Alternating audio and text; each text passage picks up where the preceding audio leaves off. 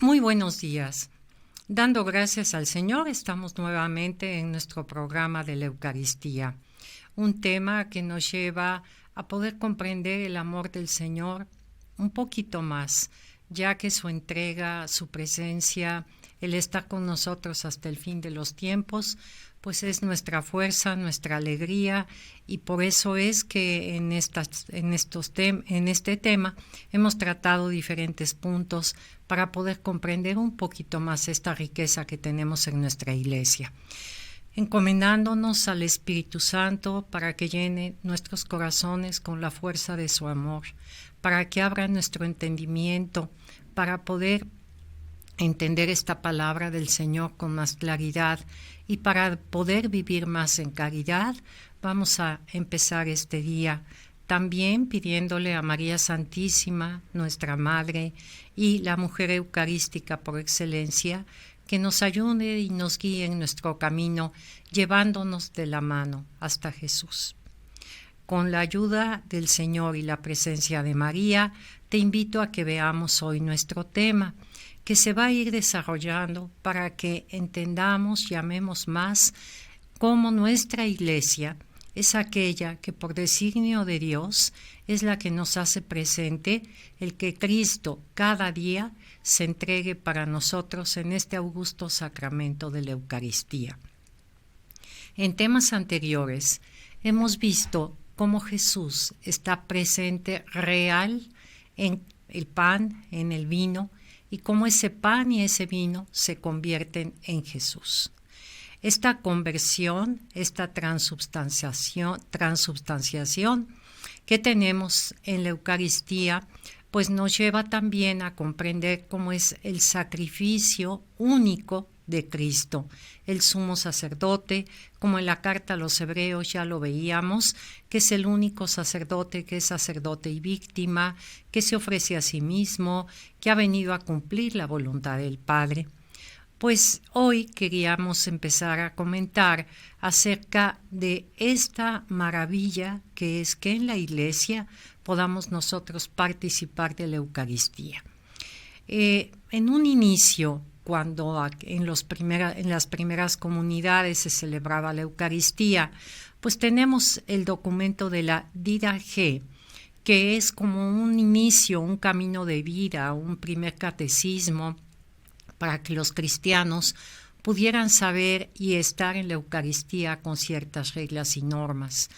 Pero también la aportación de la patrística, iniciando con San Ignacio de Antioquía, fueron dando como que esos matices de comprensión de qué era recibir la Eucaristía cada día y de qué era poder participar en el gran regalo que tenemos, en poder hacer presente ese sacrificio del Calvario y cantar en la resurrección y anunciarla.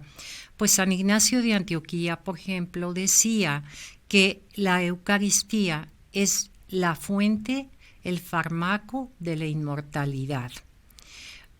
También después de él, San Justino, San Ignacio murió en el 110, después de él San Justino, que más o menos se muere, está datada su muerte en el 165, nos dice que la Eucaristía es alimento y bebida.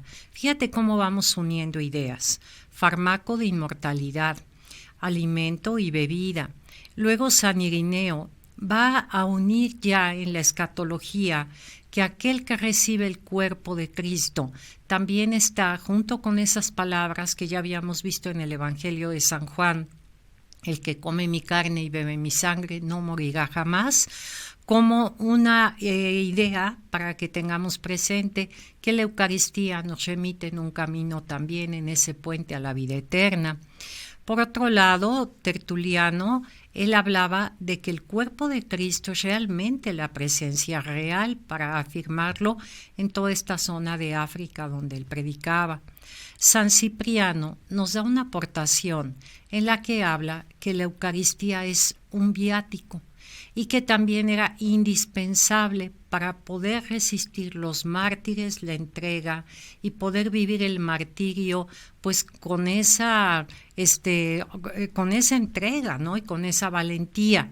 Y entonces, si reunimos todo esto, vemos que la Eucaristía se va entendiendo como alimento, como viático, como prenda de inmortalidad, como camino de la resurrección, y siempre basado en que la Eucaristía es el cuerpo y la sangre de Cristo y también el sacrificio único del Calvario que se reactualiza en cada vez que la Eucaristía es celebrada.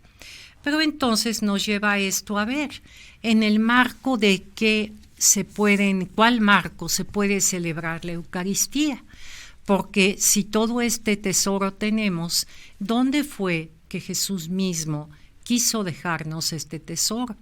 Pues desde luego en el marco de la Iglesia, de la única Iglesia fundada por Él. Y entonces nos encontramos la Iglesia como la única mediadora para que estos dones de pan y vino se conviertan en el cuerpo y la sangre.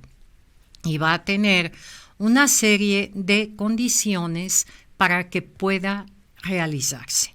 Y es en donde va a entrar la comunidad, van a empezar los ritos, van a empezar el tomar del Antiguo Testamento también la importancia de la predicación de la palabra de Dios, donde va a entrar después la predicación apostólica. Pero entonces volvamos, en el marco de la Iglesia, que es el cuerpo de Cristo, el Señor resucitado se hace presente, sí, pero personalmente para nosotros.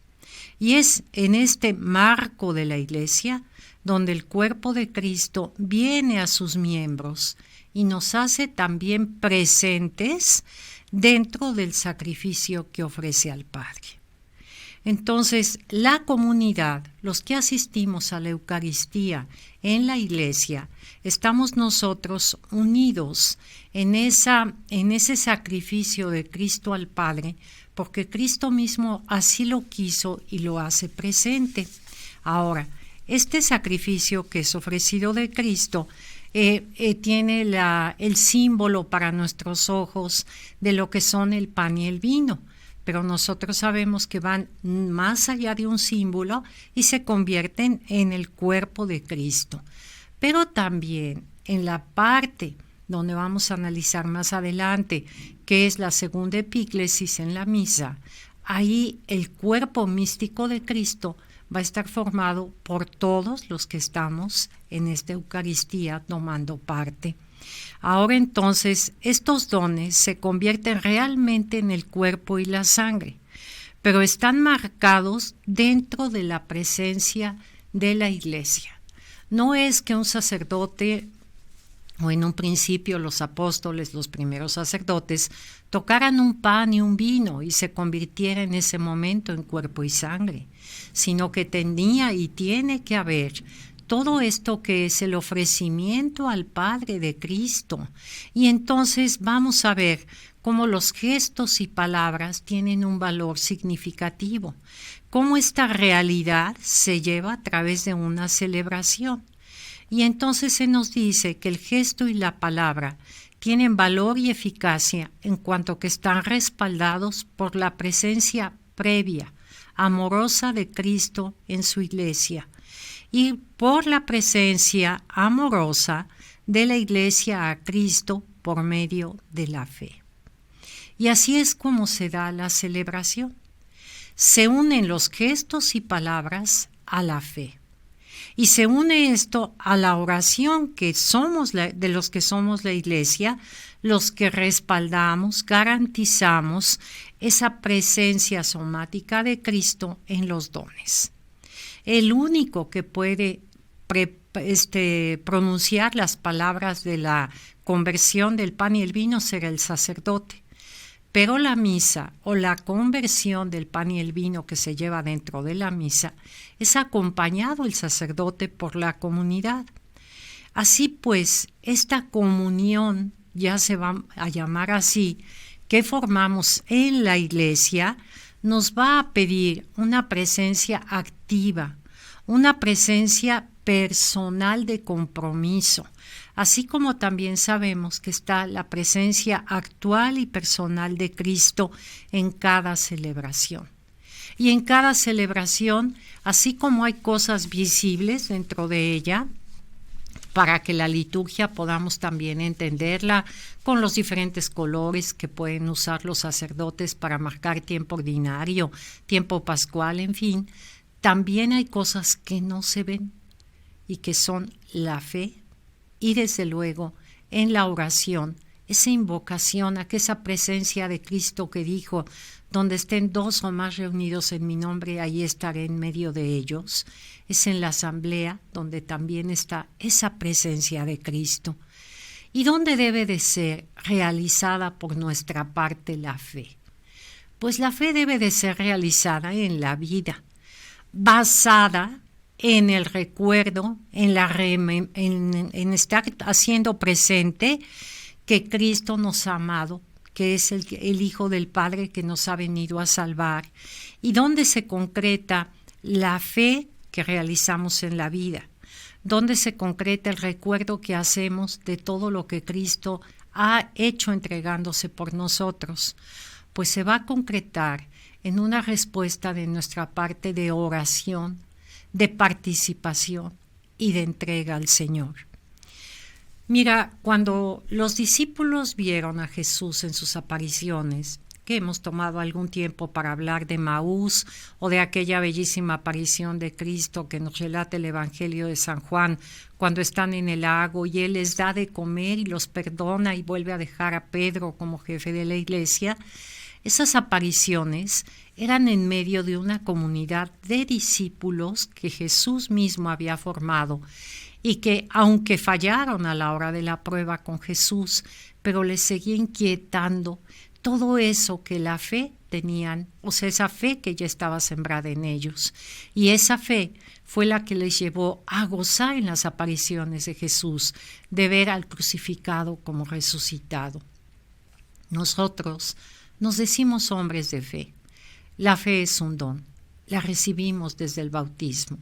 Si vemos lo que la carta a los Hebreos nos dice en el capítulo 11, verso 1, nos dice que la fe es aquello que existe, aunque no podamos verlo.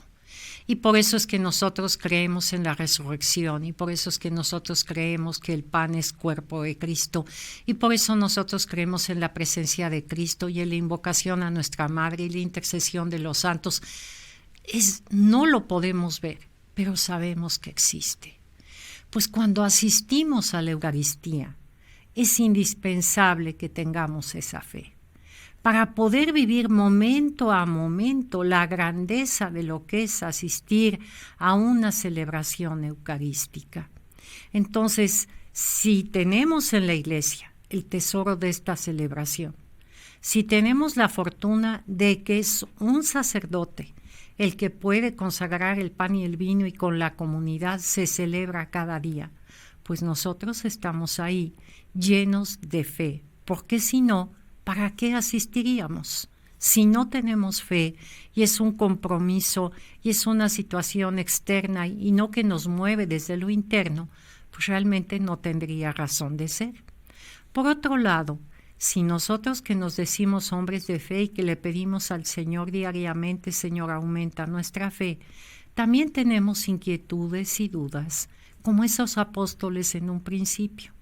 Pero ¿dónde se responden las dudas? ¿Dónde se responde la inquietud del encuentro con el Señor? Pues precisamente en la búsqueda de Él, dejándonos abrazar en la fe, con su palabra y con su presencia en la Eucaristía. Entonces, nos vamos a encontrar una celebración que está formada por un conjunto, y ese conjunto, bien lo sabemos, es la invitación viva del Señor. Él preside la Eucaristía, el sacerdote le presta su cuerpo, el sacerdote se convierte en Cristo mismo para poder hacer esto presente. Entonces, Cristo mismo nos invita. Cristo mismo nos hace recordar por medio de la liturgia de la palabra lo que ha sucedido en el corazón del Padre al entretejer toda una historia de la salvación que tenemos en esos primeros 46 libros de la Biblia, para poder llegar en el momento de la plenitud de los tiempos, Él a dar cumplimiento, a ser el Mesías, el Hijo de Dios, la palabra, y hacer realidad esa presencia salvífica con una alianza nueva y eterna. Entonces, en realidad, vemos que cuando se predica el Evangelio por medio del sacerdote, es Cristo mismo el que nos habla y está anticipando lo que vamos a recibir ya en la consagración a Jesús en los dones y después en la comunión, que es ya el pan consagrado, Cristo mismo el que viene a nosotros. También te podrías preguntar, en la Eucaristía se celebra aquí en misa de 9 y en otro lado en misa de 10. En cada lugar que se celebra la Eucaristía, tomamos esa magnífica exposición que nos hace San Pablo, que la Iglesia somos el cuerpo místico de Cristo. Y entonces somos las células vivas de ese cuerpo místico que estamos celebrando a Jesús resucitado. En cada misa estamos un grupo que somos como una célula viva del cuerpo místico de Cristo. ¿Y qué pasa cuando uno de nuestros miembros está lastimado o tienen que amputar un dedo o tienen que quitar un órgano? Es perder algo.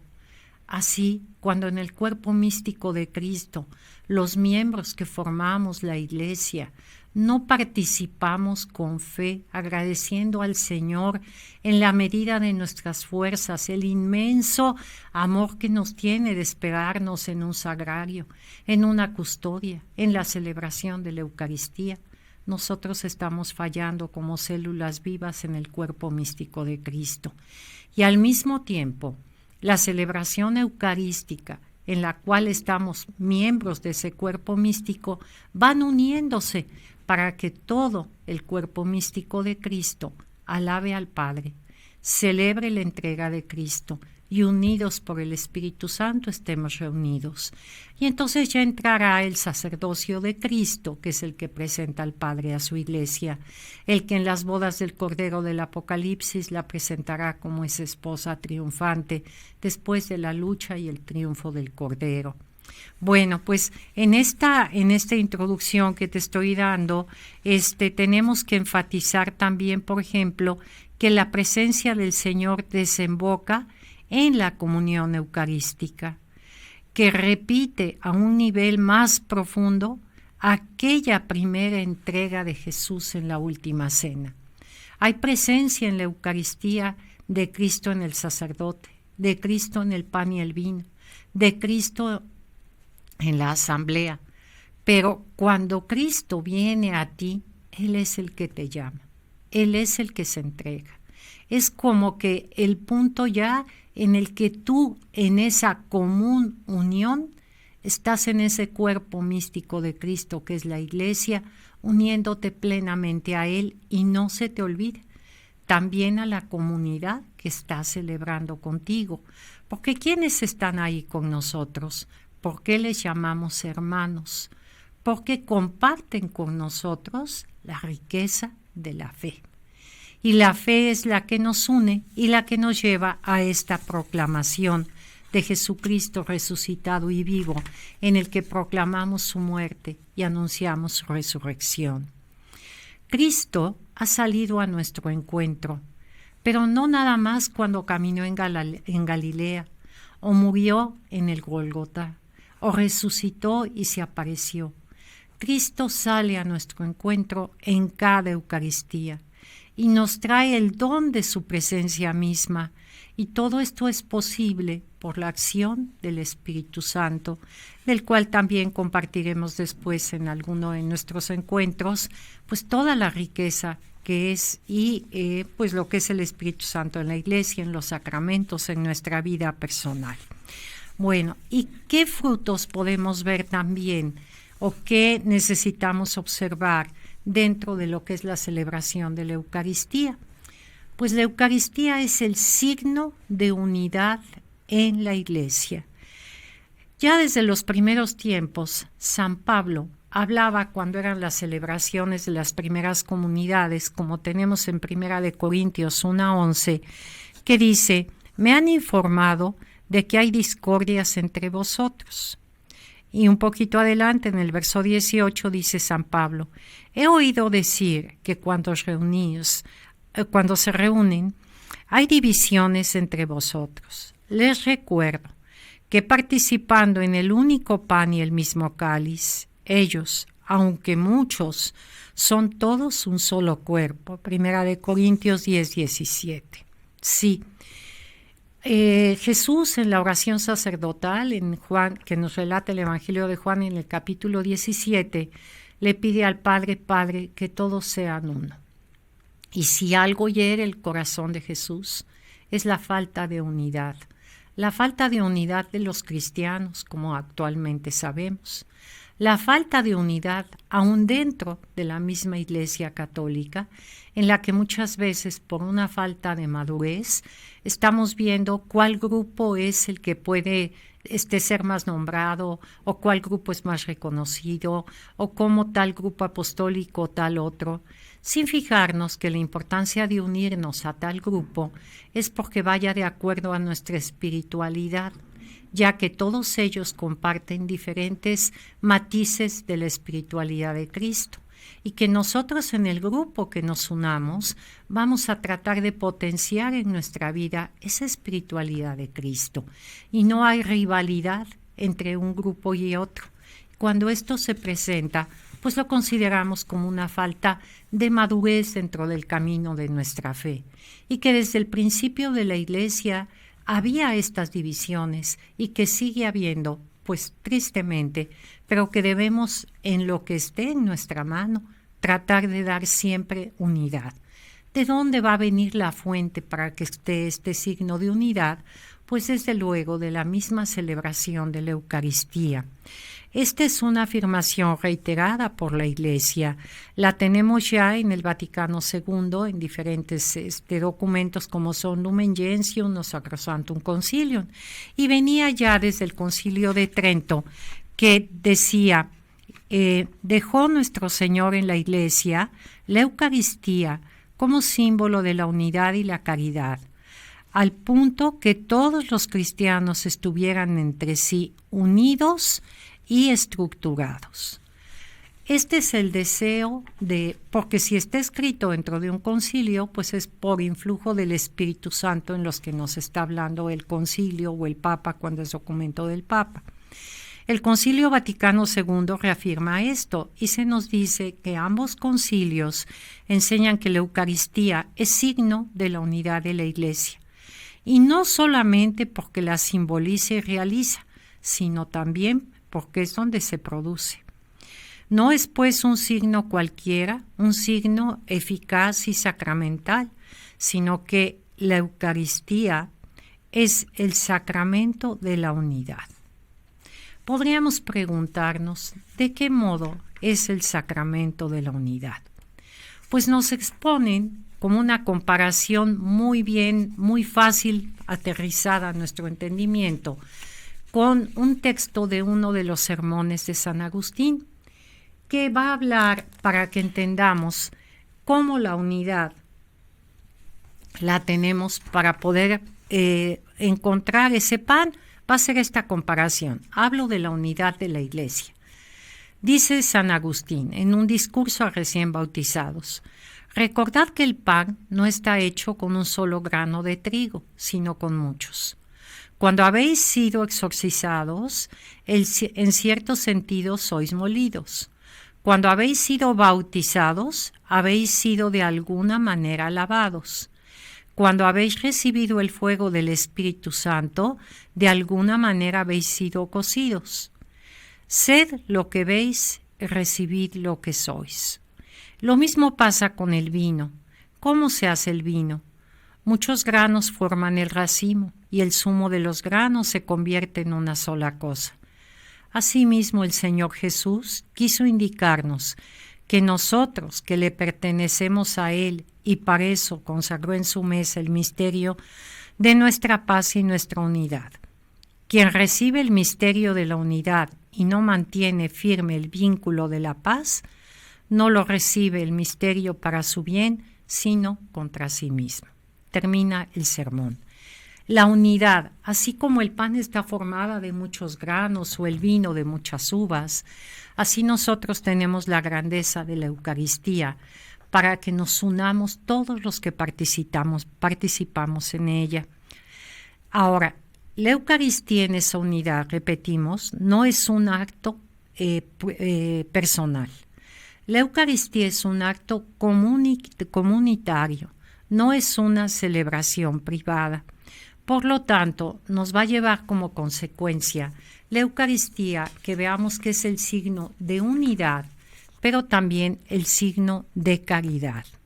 Ahora, dentro de la Eucaristía, Jesús muere nuevamente, se reactualiza Jesús murió una sola vez y para siempre. Reactualizamos en la anamnesis, en el recuerdo, en el memorial, ese único sacrificio del Gólgota. Pero, ¿para qué murió Jesús? ¿Por qué murió Jesús? Pues así como San Pablo nos hablaba de no poder estar divididos los cristianos que celebramos a Jesús, San Juan nos dice por qué o por quiénes o para qué murió Jesús. Y estos que formamos la Iglesia, todos en todos los tiempos, todos los hombres, son para los que murió Jesús. Pero entonces te voy a contestar con la cita de San Juan esta pregunta en el signo de la unidad y la caridad.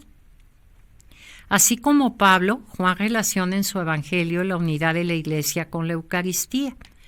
Y nos dice San Juan en el capítulo 12, y una vez que haya sido elevado sobre la tierra, atraeré a todos hacia mí. O sea, Jesús al morir en la cruz atrae a todos hacia Él. Pero un poquito más adelante, el evangelista San Juan nos va a poner unas palabras que pronunció el sumo sacerdote Caifás, y que estas palabras no las pronunció pues por él mismo, sino que el mismo Espíritu Santo se las influyó. Y dice Caifás, ¿no se dan cuenta de que es preferible que muera un solo hombre por el pueblo a que toda la nación sea destruida?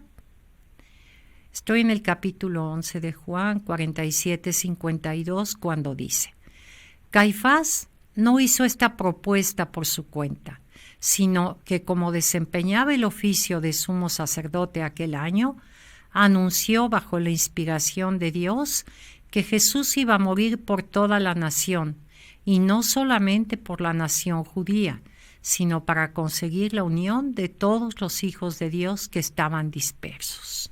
Es palabra de Dios. Entonces, ¿Jesús por quién murió?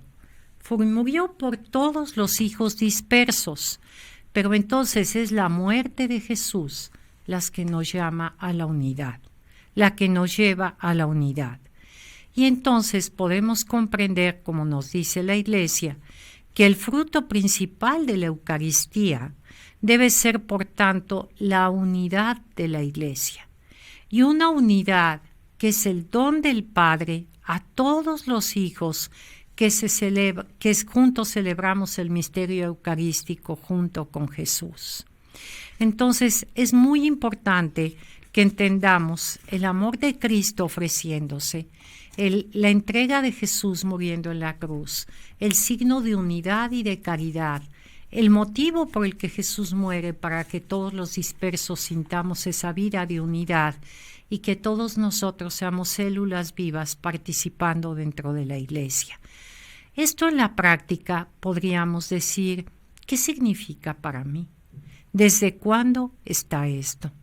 Pues mira, la Eucaristía se celebra dentro de lo que es la Iglesia. Y sabes que la palabra Iglesia es la traducción de la palabra eclesía en griego o cajal en hebreo. ¿Y qué significa asamblea? ¿Y qué significa la asamblea? El conjunto de gente que estamos reunidos. Por lo tanto, En la práctica significa que reunidos celebramos a Cristo muerto y resucitado, viviendo en la unidad y en la caridad. ¿Y desde cuándo viene esto? Viene desde los primeros tiempos. Ya teníamos, como te decía en las expresiones, que antes que nada en Hechos de los Apóstoles, en Hechos 2:42, que celebraban la fracción del pan, que compartían sus bienes, que acudían a la instrucción. Pero luego en los primeros documentos de la Iglesia, como la Didaché y la Patrística, cómo se celebraba. Pero podrías tú preguntarte, la práctica de todo esto, ¿cómo se ha llevado a través de los siglos?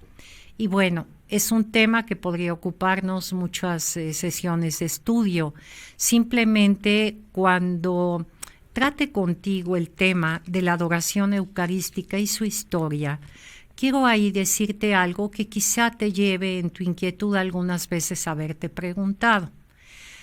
¿Cómo se celebraba la comunión, dar la Eucaristía en las primeras comunidades, en la Iglesia en los primeros siglos? En la mano, como el Señor se la había entregado a sus apóstoles. Después cambió esto hacia la boca. ¿Por qué cambió y en qué siglos? Y sobre todo, ya no la forma, sino el fondo, que es lo verdaderamente importante. Porque al principio todos los convertidos acudían todos los días a recibir la Eucaristía, porque sentían que era la necesidad de poder estar alimentados para poder vivir. Y cómo con el paso de los siglos, especialmente en el siglo IV, cuando el edicto de Milán de Constantino, que todos se convirtieran al cristianismo, vino pues un cambio ya dentro de la celebración, porque se necesitaba catequizar primero para que pudieran entender qué es lo que se celebraba. Más adelante el dejar de comulgar por diferentes aspectos interiores que pensaban que no eran dignos, o la postura del ayuno, o que solo había misas en la mañana, desde cuando empezó a haber misas por la tarde, la gran reforma litúrgica, el Concilio Vaticano II. Si Dios nos permite, abarcaremos un poquito de eso en un siguiente tema también, para poder entender la riqueza que ahora vivimos, la facilidad que ahora tenemos de poder asistir a la Eucaristía, como nos lo ofrece el Señor en la Iglesia a ti y a mí. Ahora, te quiero hacer notar que en la Eucaristía todas las oraciones, menos el Kyrie y ahorita no recuerdo cuál otra es, son dos, son dirigidas a Jesús. Señor, ten piedad de nosotros. Pero realmente todas las oraciones son dirigidas al Padre y todas son en plural. Las oraciones las encabeza el presidente de la asamblea, que es el sacerdote representando a Cristo. Pero el sacerdote habla en plural, menos cuando es el tomar y comer, este es mi cuerpo, desde luego. Pero de lo demás te pedimos, Padre, te presentamos, te rogamos, te bendecimos, porque Él está presidiendo la asamblea en la que todos estamos formando parte. Y por eso, después de la consagración, el sacerdote dice: por eso, Señor, nosotros tus siervos y todo tu pueblo santo, al celebrar este memorial de la pasión gloriosa de Jesucristo, tu Hijo, nuestro Señor, de tu santa resurrección, del lugar de los muertos y de tu admirable ascensión a los cielos, te ofrecemos, Dios de gloria y majestad, de los mismos bienes que nos has dado, un sacrificio puro, inmaculado y santo. Te hago notar con esto cómo es plural la oración. ¿Y cómo es que estamos todo el pueblo santo, el memorial de la pasión gloriosa de Cristo y de su resurrección, celebrando en cada Eucaristía? Ahora, esta reafirmación del sentido de unidad y comunitario que se nos da ampliamente a través de los documentos del Vaticano II, pues ha prevalecido ya en todo lo que a ti y a mí normalmente nos ha tocado. El cambio de lengua, el poder participar, entendiendo lo que el sacerdote, bueno, las lecturas, lo que el sacerdote predica en la homilía y las diferentes oraciones. Y esto lo debemos pues a todo lo que la reforma litúrgica que empezó por ahí después ya del siglo XVIII, ya hablaremos de ello, y en la Sacrosanctum Concilium, en el número 26, se nos dice: las acciones litúrgicas no son privadas, sino celebraciones de la Iglesia, que es sacramento de unidad, pueblo santo y congregado, y ordenado bajo la dirección de los obispos, y por eso pertenecen a todo el cuerpo de la Iglesia, lo manifiestan e impulsan. Pero cada uno de los miembros de este cuerpo recibe un influjo diverso según la diversidad de órdenes, funciones y participación actual. Y nos dice más adelante: la participación de los fieles tiene que ser consciente, piadosa y activamente en la acción sagrada. Consciente, que sepamos en lo que estamos. Eso es muy importante. Y aquí te lo digo en relación a la adecuada catequesis a los niños y a los jóvenes, pero tristemente también en muchos adultos, que no sabemos lo que es la celebración, que no la vivimos como debemos de vivirla, porque quien conoce lo que es la Eucaristía, no solamente el domingo va a gozar con poder participar, sino cada día va a buscar ese momento para poder tener ese encuentro de amor con el Señor. Entonces, la Eucaristía, en este signo de unidad, de comunión de fe y unidos, somos las que diariamente en la Eucaristía se presentan estas celebraciones como Iglesia al Padre. Y entonces se da una comunidad unida en la caridad. Te recuerdo que el hablar de unidos en la caridad es hablar unidos en el amor de Cristo. Y entonces se va a dar una unidad y uniformidad en la Iglesia. Y va a resultar que toda la Iglesia católica, apostólica y romana se celebra la misma uniformidad, tenemos las mismas lecturas, los mismos ritos, la misma participación de los fieles, y en esa unidad y uniformidad tienes la garantía de lo que Cristo nos pidió, de estar todos uno como el Padre y Él son uno.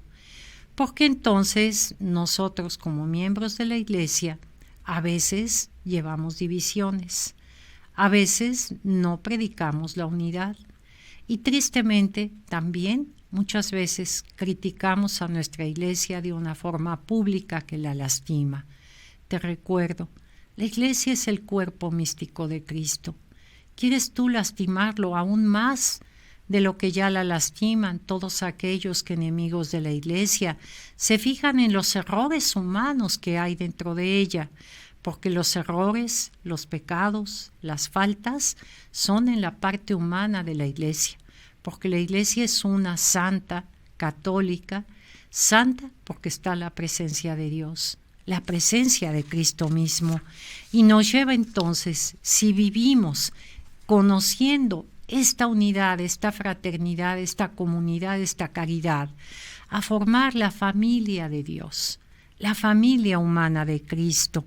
Y entonces la unidad, además de condición, se convierte en fruto de la Eucaristía, en fruto de coinonía, y se da entonces la presencia de Cristo para que lo recibamos y el compromiso de nuestra parte para entregarnos al servicio, a esa diaconía que Cristo mismo nos enseñó en su vida pública con sus acciones y su máxima entrega en la cruz.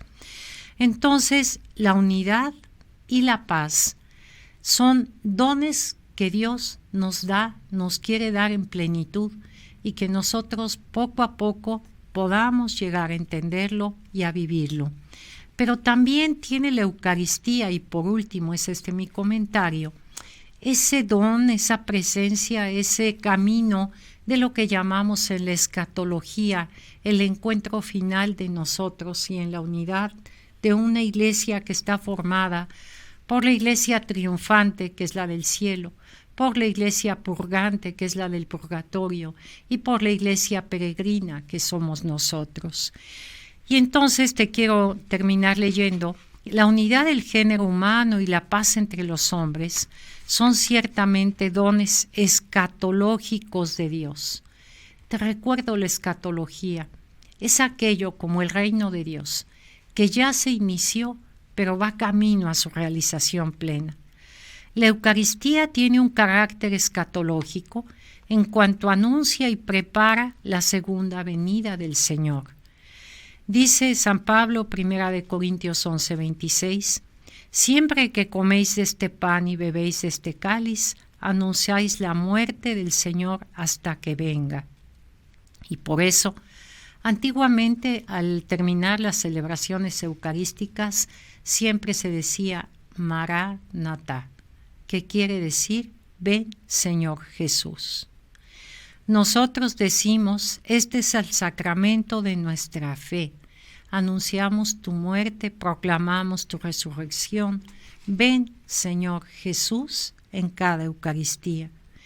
Y entonces, este Maranatá nos lleva caminando en ese signo de unidad, en esa realización de la paz que Jesús quiso para nosotros desde que se ofreció en la cruz al Padre, derramando hasta la última gota de su sangre. Por lo tanto, la Eucaristía es un memorial, como decimos, y es la representación mistérica en medio del misterio, en lo que nos envolvemos y decimos con nuestra fe, sí, Señor. Al tiempo que para nosotros los hombres, por esta celebración mistérica de la Eucaristía, vivimos anhelando vivir en la unidad y en la paz. Pues esta fue hoy el compartir contigo mis ideas. Lo que significa es que te invito a vivir tu Eucaristía como célula viva del cuerpo místico de Cristo, a dar gracias por la iglesia que fundó Cristo y que a través de 20 siglos, más de 20, y todos los ataques que ha tenido, la iglesia no prevalecerán contra ella las puertas del infierno, y tú y yo podemos disfrutar de la celebración eucarística viviéndola cada vez más plenamente. Pues todo esto son regalos y dones del Señor, y es por medio del Espíritu Santo que hemos sido convocados para reunirnos en la Eucaristía. Te invito ahora a que terminemos rezándole al Señor, dándole gracias por todo esto que Él ha tenido en su infinito amor, quererse quedar en un sagrario, querer todos los días que el pan y el vino se conviertan en su cuerpo y sangre, y le decimos nuestra oración. Gracias, Señor, por la Eucaristía. Gracias porque en la última cena partiste tu pan y vino en infinitos trozos para saciar nuestra hambre y nuestra sed. Gracias, Señor, porque en el pan y vino nos entregas tu vida y nos llenas de tu presencia. Gracias, Señor, porque nos amaste hasta el final, hasta el extremo que se puede amar, morir por otro, dar la vida por otro. Gracias, Señor, porque quisiste celebrar tu entrega en torno a una mesa con tus amigos para que fuesen una comunidad de amor. Gracias, Señor, porque en la Eucaristía nos haces uno contigo, nos unes a tu vida en la medida en que estamos dispuestos a entregar la nuestra. Gracias, Señor, porque todo el día puede ser una preparación para celebrar y compartir la Eucaristía. Gracias, Señor, porque todos los días puedo volver a empezar y continuar mi camino de fraternidad con mis hermanos y mi camino de transformación en ti. Amén. Pues muchas gracias al Señor por estos momentos. Le pedimos su bendición y esperamos, si así es su voluntad, vernos nuevamente. Hasta luego.